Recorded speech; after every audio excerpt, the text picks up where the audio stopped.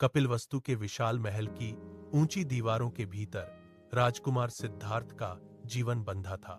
सोने के थालों में परोसा भोजन और रेशमी वस्त्रों की कोमलता उन्हें घेरे रहती थी, लेकिन उनकी नजरें हमेशा खिड़कियों से दूर क्षितिज पर टिकी रहती थीं।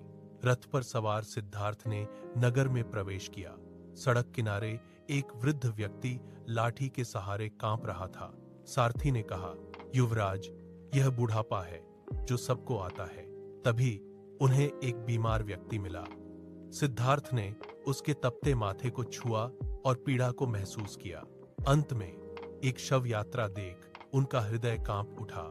उन्होंने जाना कि जीवन का अंत निश्चित है और शोक अनिवार्य है। आधी रात के सन्नाटे में सिद्धार्थ ने अपनी पत्नी और पुत्र को अंतिम बार देखा। उन्होंने राजसी आभूषण उतार फेंके और साधारण वस्त्र धारण किए। घोड़े पर सवार होकर वे घने जंगल की ओर निकल पड़े। अपने बाल काटकर उन्होंने सत्य की खोज में अपना पहला कदम रखा।